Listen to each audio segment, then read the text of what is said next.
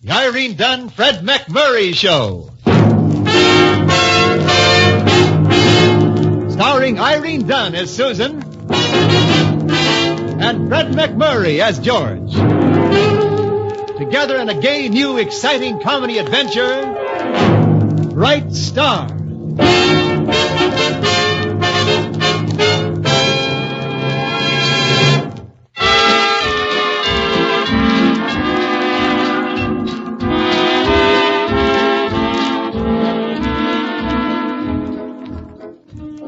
The Irene Dunne, Fred MacMurray Show, starring Irene Dunne as Susan Armstrong, owner and editor of the Hillsdale Morning Star, and Fred MacMurray as her ace reporter, George Harvey. If there's ever a dull moment, it's never found in the company of George and Susan. They're together now in Susan's living room, and the moment is anything but dull. I wouldn't care if you owned every newspaper in the United States and Canada. The answer is still no. I will not write a lovelorn column. Well, quite a few women have become famous writing lovelorn columns. Well, maybe you haven't noticed, but I happen to have a Mr. in front of my name. And quite a few men have made careers out of solving family problems Well, and that's the like. different. And I wouldn't do that either. Oh, George, you're just stubborn. I'm just a reporter. I'm a guy who gathers news and tries to make it sound interesting enough to read. I don't even know how to run my own life, much less advise other people how to run theirs. You can say that again, George Harvey. No, it's too long. Do you want me to serve the dessert in here? No, thanks, Patience. I'm no mood for dessert. You might ask Mr. Harvey. Well, Mr. Harvey. No, thanks, Patience. Nothing. Some soothing syrup, maybe? And just what does that mean? Oh, nothing in particular. Thought maybe I'd pour some oil on the troubled waters. There's someone at the door, Patience. Yeah, maybe they'll have some dessert. Now, I'm warning you, George. I mean to have my way in this matter. Well, if you're so hepped on this column, why don't you write it yourself? Well, I like that. Isn't it enough that I'm the editor of the Morning Star? Sometimes I think it's too much. And this is one of the times. George Harvey, I've taken just about all the insults from you that I care to. You're an egotistical, overconfident, overbearing, bull-headed male, and there's nothing that I detest more. Now, Susan, let me tell you something. Susan, it's your Aunt Sophie, and she doesn't want any dessert either. Oh, Susan, my darling. Oh, Aunt Sophie. Wherever in the world did you come from? Well, from Pomona, Susan. You know where I live. But I mean how and when? Why? Now, never you mind all that. We've plenty of time for a chat. In a few days, I'll be here. Oh, you might introduce me to the handsome young man. Oh, you mean George? George Harvey, my aunt, Sophia Armstrong. How do you do? Well, this is indeed a pleasure, Mr. Harvey.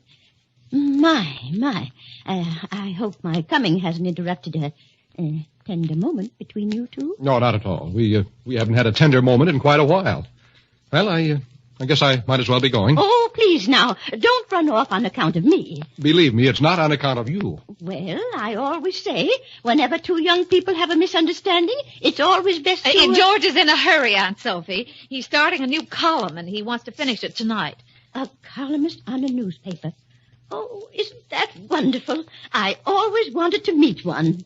See there, George. I see nothing at all. One Armstrong or two, it doesn't matter. My decision is final. Good night, Miss Armstrong. Good night, Mr. Harvey. Good night, Miss Armstrong. Well, now that he's gone, Aunt Sophie, forgive me if I seemed a little upset when he came in. Susan, my darling, I understand everything. Well, now, tell me, when did you leave Pomona, and why didn't you write, and how long are you going to stay? You're in love with him, aren't you? With George? I can tell. I've never been married myself, but I know more about love than you think. Look, dear, you must be extremely tired. I'll take you to your room and you can rest. Oh, rest indeed. Why, you must think I'm in my dotage. I'm going to sit right here, Susan, and you're going to tell me all about George Harvey. Well, there's really nothing to tell. He works for me, a reporter, not a very good one, and I detest him. Oh, really, Aunt Sophie, I'm deadly tired. Good. I'll take you to your room, and you can get some rest.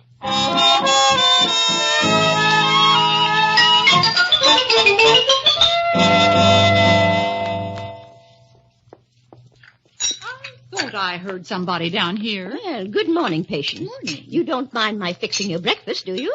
My breakfast? I'm used to an early breakfast, and I thought I might as well prepare yours. I suppose Susan sleeps late? Not too late. 7:30 or 8. She might stay in the sack longer this morning, though. She generally sleeps late after she's had a Brannigan. She had another one with George just before you got here. Oh, Patience, they're in love, aren't they? Now that I wouldn't know. Oh, they are. I could see it the minute I walked in. Your eyes must be better than mine. Those lover spats don't mean a thing, Patience. I always say have your quarrels before you're married, and there'll be nothing left to fight about. You know, the trouble with Susan and George is their pride. Neither one will budge an inch. You get two intelligent people like that on your hands, and you've got a problem. Oh, it's really no problem, Patience. Not if you know how to handle it. Well, I wouldn't try to handle it with rubber gloves on a 10-foot pole in each hand. Tell me, what are Susan's plans this morning? Will she go down to the paper directly she gets up? Well, first she's got to stop at the tax assessor's office. Probably take all morning. Well, then you just tell her not to worry about me. I'll be moseying around town by myself.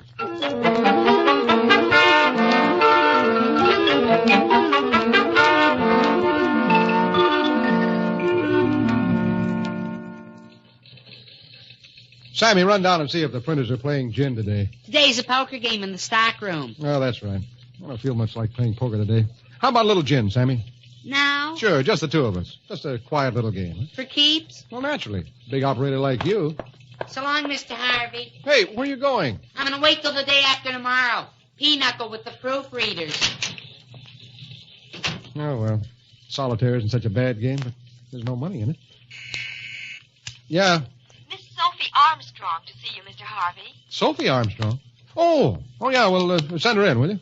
Yes, Mr. Harvey. Well, she's gone. I knew you'd see me, Mr. Harvey, so I didn't wait. Sure, come right in.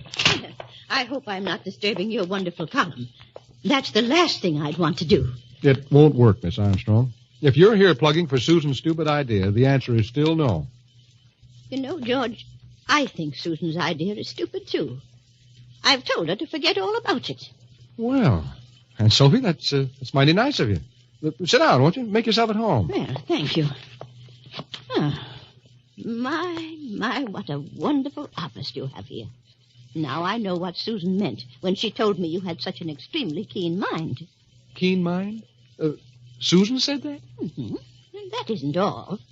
She said it isn't often you find such intelligence in such a devastatingly handsome man. You sure she was talking about me? That was right after she said that she'd give anything in the world if...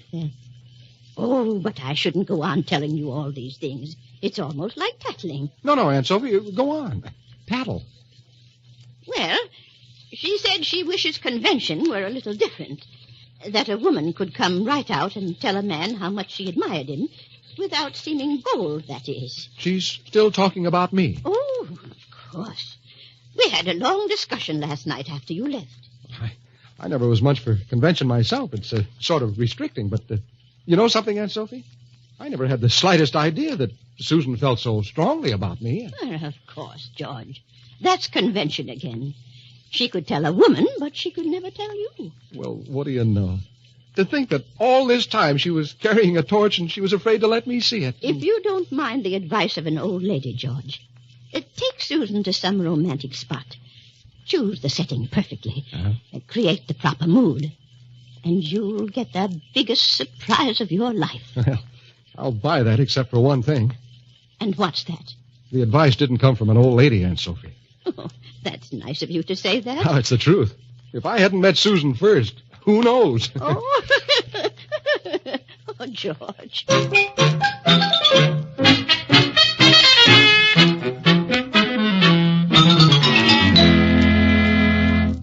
Aunt Sophie, I've been worried about you all morning. Where have you been? Now, there's no need worrying, Susan. I can take care of myself.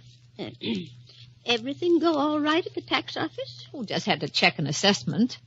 Did you have your lunch? Yes, thank you. I ate downtown.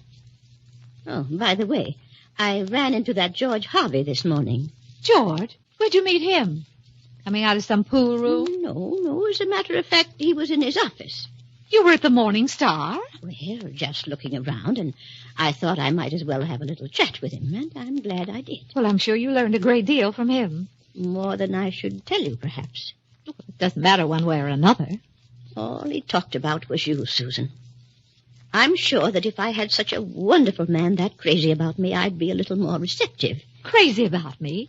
George? Oh, that's ridiculous. Oh, why? What did he say? Well, he said you were so beautiful and had such an extremely clever mind that most of the time when he was with you, he simply lost his nerve. Oh, well, that's the first time I've ever heard of George Harvey without nerve. He said I was beautiful. The most beautiful girl he had ever known. George said that about me? I've seen men in love, Susan. And George is a man in love.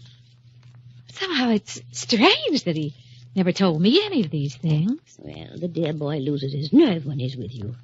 You overpower him. Oh, I don't. Perhaps if you'd give him a chance to say what's in his heart, you'd hear something very pleasant. Well, after all, I'm perfectly willing to listen to anything he has to say. Well, of course you are. Pick the spot, some romantic place. And you'll know what to do from then on. Because you're a woman, Susan. Excuse me, Aunt Sophie. Well, of course, my dear. Hello? Hi, Susan. Well, how's every little thing out your way? Oh, George, it's so good to hear your voice. Huh? Oh, yes. Good to hear yours, too, Susan. Got a little lonesome down here without you. I know what you mean. I miss being away from the paper. You miss the paper? Well, you know what I mean. Hey, Susan, I was thinking about tonight, the country club. The weatherman says there'll be a moon, and you and I... Oh, George, that'll be wonderful. What have you got against 9 o'clock? Nothing. Nothing at all. I'm there now in my best outfit. I'm waiting. See you, Susan. Goodbye, George. It was George, and I... Oh, dear, I forgot all about you, Aunt Sophie. Yeah, is something the matter? Well, I just made a date with George for tonight, and I can't go and leave you here alone. Oh, now, don't you worry, my dear. Just call Patience for me. Oh, Patience! What do you want with Patience? Now, never you mind. I'm old enough to know how to take care of myself. You want me, Miss Susan? Yes. Patience, are you staying home tonight? Tonight and every night. There's talk going around that I'm antisocial. Would you care to play some cards with me? Might be an idea. What kind of cards do you play? Oh, I play bridge and rummy and a little gin. How does that sound? It sounds like it could be interesting. But you know something, Aunt Sophie? I had an idea that your favorite game would be hearts.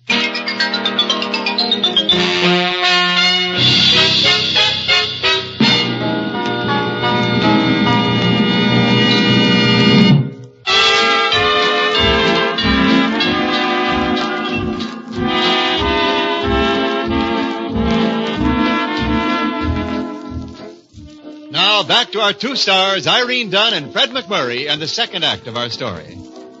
George and Susan are dancing at the Hillsdale Country Club. There's a soft moon, soft lights, soft music, and they're whispering softly to each other.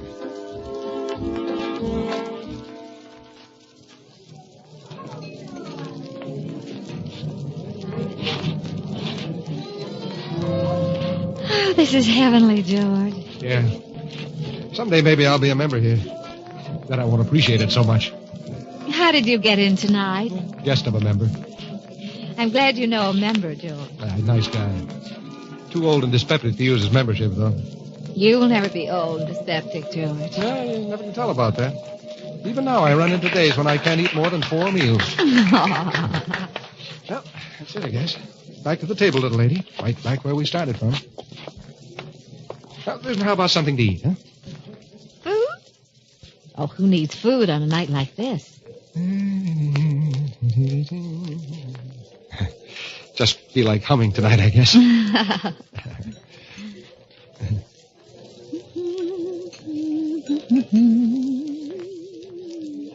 Yes, I feel like humming, too. Well, there's nothing like humming, I always say. Nice here, huh? Yes, it really is. It's probably always nice in a place like this. George. Yes, Susan? George, if there's anything you want to tell me. Just anything at all. Tell you? Well, I know it's difficult to say what's on your mind sometimes, but don't feel that way now. Oh, there's nothing on my mind. It's a blank. Just having fun, that's all. Oh, I overpower you, don't I? You... How's that again? Maybe it's my extremely clever mind, isn't it? Your what? To think of my beauty, George. Maybe that'll help. Help what? Oh, now look. You can carry this timid little boy routine too far. How stupid can you get? Stupid? You certainly change your tune fast. What tune? Well, this morning I had an extremely keen mind, according to you. Now I'm stupid. I've never said any such thing about your mind. Now, wait a minute. We're getting off on the wrong foot, Susan. I'm willing to let down convention so you can tell me about the torch you've been carrying for me. I've been carrying a torch for you. Well, that's what your Aunt Sophie said. Aunt Sophie. Aunt Sophie. Wait a minute. I'm beginning to see through this. Yeah. I think I'm a little ahead of you. Look, did she give you a song and dance about how I felt about you? Exactly. And she did the same thing to you about me. She didn't miss. How do you like that little busybody? One of the oldest psychological tricks in the world. Well, thank heavens it didn't work on us. Yeah, you're darn right. We're too smart for that little snooper. To think that she'd have the nerve to try to arrange our lives. You know something. I'd like to teach her a lesson. Even if she is my favorite aunt. Yeah, it'd serve her right. Hey, Susan, I've got an idea. Does she believe in divorce? Oh, good heavens, no. Perfect. Now, we'll let her think the plan worked. Then I'll have some kid come in and pretend he's mine and want me to come back to my wife. And I'll refuse and insist on marrying you, and we'll let her stew in her own juice for a while. Oh, George, that's a great idea. Look, tomorrow night at my house. Check. I'll have everything ready. Well, as long as we're here, how about another dance? Oh, now, I'm hungry now. Let's order. Okay. Waiter.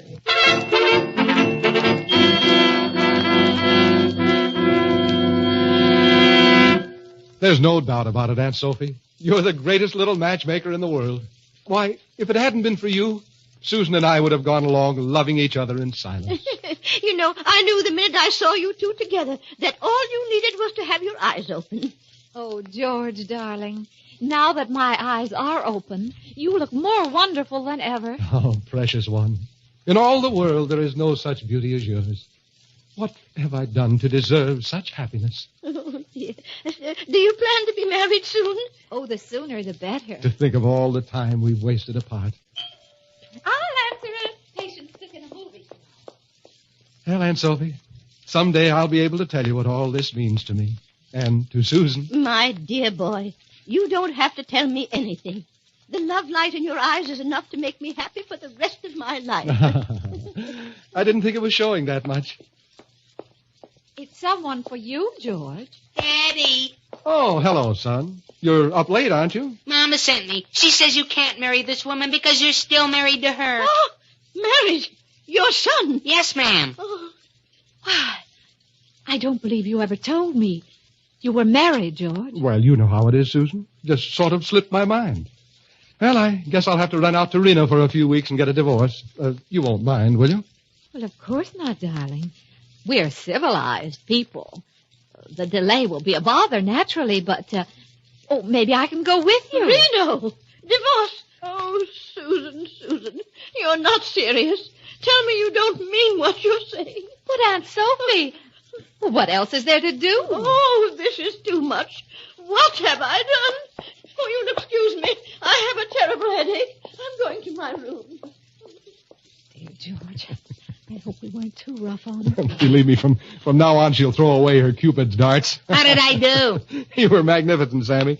Did you ever think of a stage career?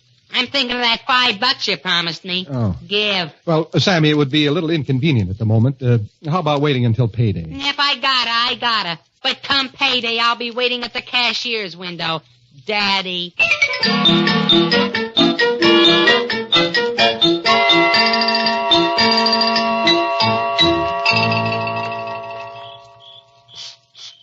Young man, Huh? Oh, it's you. I've been waiting out here for you, my poor boy. I've had a chance to do some thinking. and I may be able to undo some of the evil I've done. Take me to your mother. My mother. Shh. We don't want them to hear us. I may be able to help you and your mother. But we don't want any help. Every boy should have a father. Oh, I got a father. And a father's place is in the home. Well, that's where Pop is. He hardly don't go out at all. What did you say? Oh, I'm getting all mixed up. I didn't figure on nothing like this when I said I'd do it. You mean George Harvey isn't your father? Well... Is he? No, ma'am, but don't let them find out. I see. So this is their idea of a joke. Well, maybe it won't seem so funny when I'm through. Now, here's $5, young man. Promise you won't tell them that you've had this talk with me. Well, gee, Now, promise. Okay, but this is the last time I'm ever going to try to be an actor.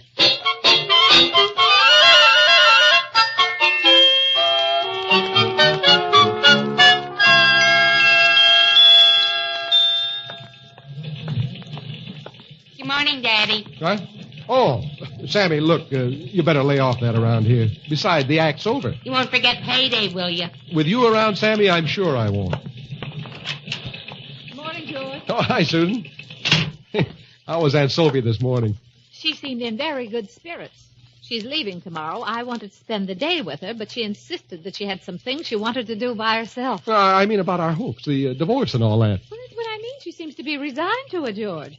But she wants you to come out of the house again this evening. What for, some kind of a lecture? No, she said she wanted to give us both her blessing. I've got a feeling maybe this has gone far enough.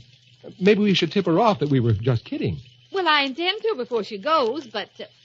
no, it won't do any harm to let her worry a little longer. Okay, boss, she's your aunt. The invitation includes dinner, of course. Naturally. Aunt Sophie's probably at home now fixing up a special dish just for you. Good. I'll bring along a Geiger counter. She's liable to have a landmine in the stew.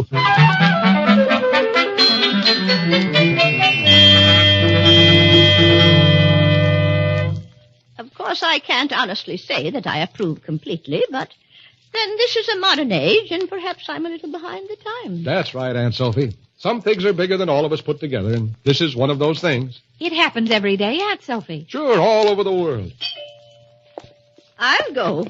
Patience is still busy with the dishes. But, Aunt Sophie, you don't have to answer. I don't mind a bit. It sounds like she's getting used to the idea. Maybe she's more modern than I gave her credit for. Yeah. Someone to see you, George. To see me? This is the showdown, George Harvey. What? Last night you promised to come right home from work, and you didn't. Well, tonight I followed you here. Now you've got to make your choice. Hey, what kind of a gag is this? Didn't you tell these people, George, that I'm your wife? My wife? You're nuts. Now, whatever you're trying to pull... This is no way to treat the poor soul, especially if you're going to divorce her in Reno. Susan, you don't believe that this woman is my wife, do you? Why deny it when you're going to divorce her anyhow? How can I divorce her when I don't If even you know... think I'm going to give you a divorce, George Harvey, you've got another guest coming. I'll get the divorce myself, and she'll be the correspondent. Now, wait a minute. You'll do nothing of the kind. I had no idea that he was leading a double life. Will you take it easy and let me prove that this dame's a fake? That's no way to refer to your wife in front of the woman you love. Oh, I got the proof. Don't you worry about that. Listen. Everybody, let's sit down and get to the bottom of this. Do you want the dessert served in here? Why, hello, Myrtle. What are you doing here? How's Herman? I don't think I know you. Patience, do you know this woman? Myrtle? Well, of course I know her. We used to work together in the factory. And who's Herman? Her husband? Who else? Living? You could call it that. All right, Myrtle. Start talking. And it better be good. So it's a gag. I got a call through the employment agency to come out here and make like I was your wife for $25. Who called you? That dame there. Hey, she's gone. Aunt Sophie again. Yeah, that's the one. She said it would be a lot of fun and everybody'd have a good time. So nobody's hurt, are they? Susan, she's your aunt. Have you got any ideas? Yes, but I could go to jail for most of them. How about you? That's the trouble. Mine are all along the same lines. Do you have a straight jacket handy? Oh, George, now Aunt Sophie isn't that far gone. Who's talking about Aunt Sophie? I want to slip into one myself.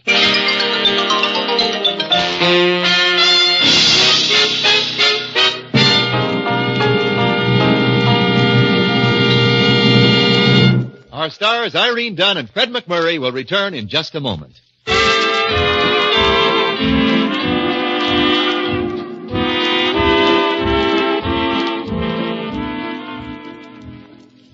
Well, I guess I'd better be going. Just because Aunt Sophia is in her room, supposedly asleep, is no guarantee that she can't make more trouble. George, Yes, Susan? those things that she said that we said about each other, we could have said them, couldn't we? Maybe it was the truth all the time, and it took her to see it. Yeah. Well, I guess I'd better be going. George, Hmm? it would make Aunt Sophie so happy if she thought her visit had done some good. Like what? Well, like opening our eyes, maybe. Well, I'm the last guy in the world to disappoint a sweet little old lady. You ready for your eye-opener? Mm-hmm. Yeah. Oh, George.